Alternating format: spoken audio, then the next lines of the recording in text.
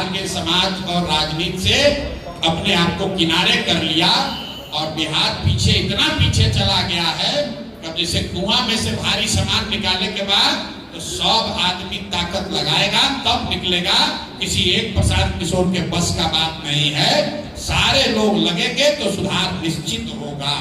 और आप एकदम भरोसा रखिए, बिल्कुल सुधार होगा। आपने कहा शिक्षा कैसे सुधारिएगा, कोई कह रहा इंडस्ट्री कैसे लाइएगा। आप लोग पढ़े लिखे लोग हैं, कोई ऐसा सवाल भाई नहीं थे जेकरा के आदमी गाँव गाँव नहीं थे पूछ ले और जेकर जवाब हम नहीं थी दे ले। आप कम से कम इतना तो कष्ट कीजिए, जाके यूट्यूब पर देख लीजिए कि इंडस्ट्री लाने के लिए हमने क्या कहा है, शिक्षा सुधारने के लिए क्या कहा है। अगर जो हमने कहा है उसमें कुछ आपको सुझाव देना है, उसमें अगर आपको कोई कमी दिख रही है, शिक्षा सुधारने का जो मॉडल जनसुराज ने दिया है, 1 साल के अंदर पलायन बंद करने का जो रास्ता जनसुराज बता रहा है, अगर उसमें कोई कमी है, सुझाव है तो बिल्कुल सहर्ष आपका स्वागत है, आइए बताइए। लेकिन पूरा रामायण बचा गए तो मत पूछी फिर ये भैया राम जी के रहो, ये मत पूछिए, वो बात ठीक नहीं है। इंडस्ट्री कैसे लाया जाएगा, यहाँ हमने बताया है कि इंडस्ट्री पर पहला फोकस इंडस्ट्री पर नहीं है। ये भ्रम मत पालिए आप लोग कि चीनी के मिल चालू हो जाए, सीमेंट के फैक्ट्री लग गई तो बिहार की दुर्दशा सुधर जाएगी। मोटे तौर पर आप समझिए, जब बिहार का सबसे गौरवशाली इतिहास था तब बिहार का पहचान क्या था, नालंदा, विक्रमशिला।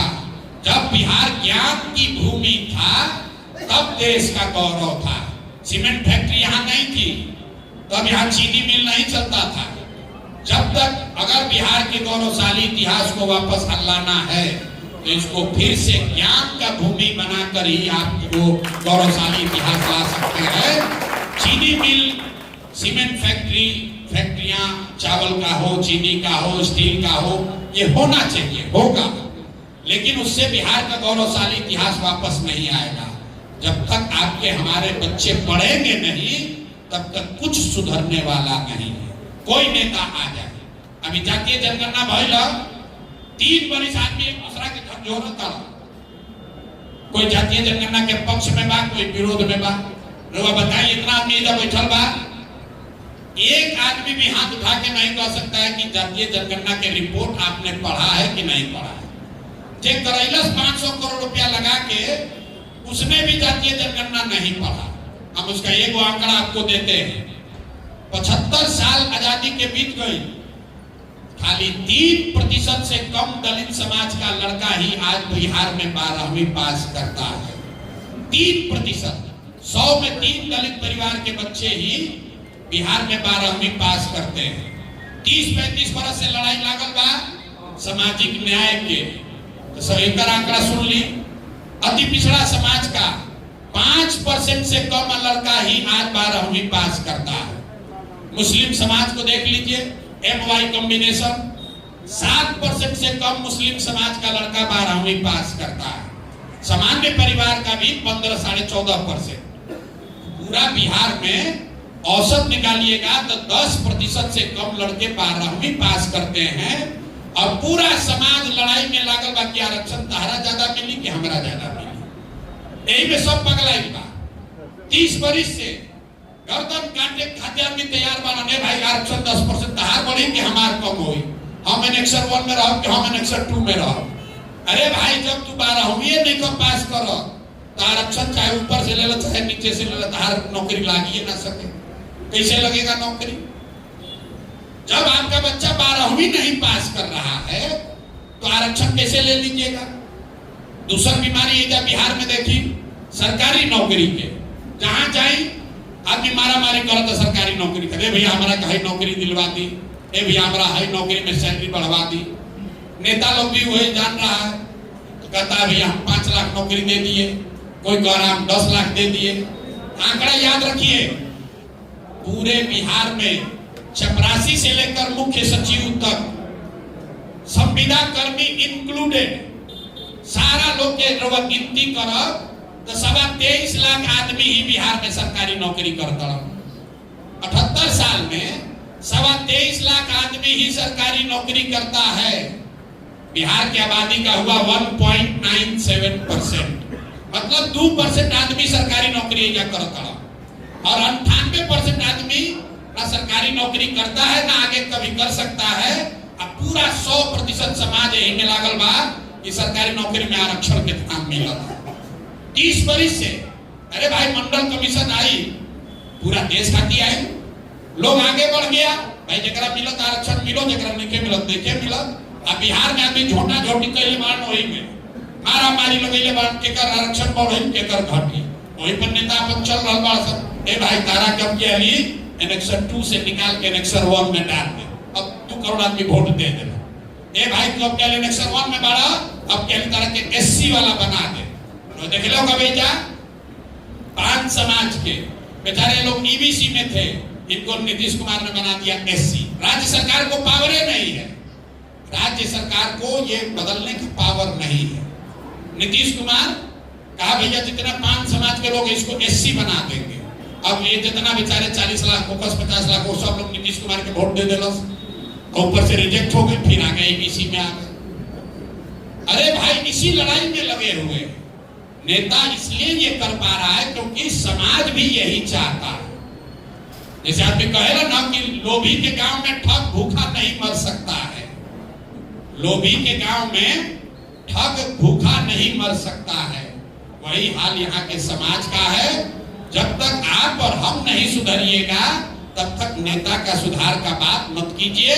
और रोड कैसे सुधरी, अस्पताल कैसे सुधरी, अच्छा आदमी चुनिएगा तो सुधार हो ही, और ना अच्छा आदमी चुनिएगा तो सुधार नहीं होगा। सीधी बात है, सीधी बात है।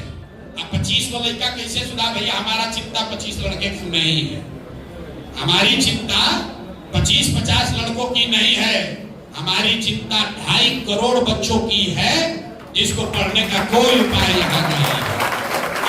हम एनजीओ नहीं चलाते हैं, हम एनजीओ ना चलाएं कि 500 बच्चा को हम अपने यहाँ रख के पढ़ा सकते हैं, वो बात नहीं है। वो काम जो कर रहा है बहुत उसका सम्मान है, करना चाहिए।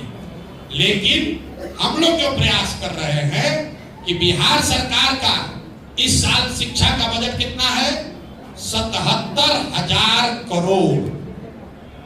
लेकिन कोई के मालूम नहीं के 77,000 करोड़ रुपया आपका हमारा खर्च कर रहे हैं नीतीश कुमार शिक्षा के लिए, और 77 को लड़का पढ़ के बढ़िया नहीं कर निकला।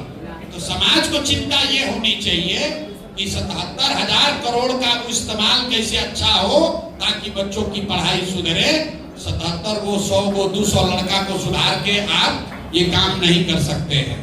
तो don't miss the jungle for the wood. अंग्रेजी में कहावत है, जंगल में आग लागल बा और वो एक लकड़ी लेके खड़ा बने की लकड़िया के बचा ले। अरे जब पूरा जंगल जल जाएगा तो आग कहाँ बचिएगा, लकड़ी कहाँ बचेगा। अगर बिहार में 3,16,000 करोड़ का बजट है, उसमें 77,000 करोड़ रुपया खाली शिक्षा के नाम पर खर्च हो रहा है, और रउआ बता दी एक भी स्कूल में जहाँ पढ़ाई होके अमनियों के सरकारी विद्यालय से पढ़ल बानी जा, लालू जी से भी ज्यादा दुर्दशा अभी बा।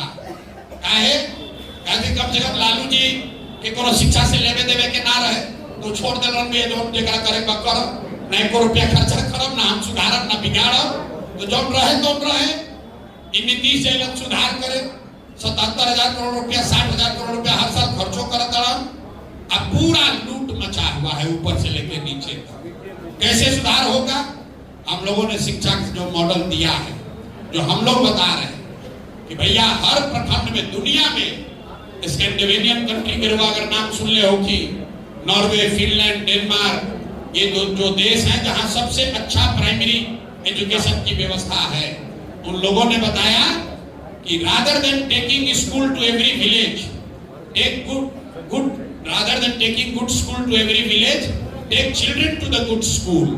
मतलब हर गांव में विद्यालय बनाने के बजाय अच्छा विद्यालय कुछ जगह पर बनाइए और बच्चों को वहां पर पहुंचाइए। तो जब बिहार का हमने अध्ययन कराया तो हम लोगों ने पाया कि अगर प्रखंड के स्तर पर 5 को अच्छा विद्यालय भी बना दिया जाओ और हर गांव में स्कूल बस की सुविधा हो जाओ तो 20 मिनट से ज्यादा किसी बच्चे को नहीं लगेगा उस स्कूल में पहुंचने में।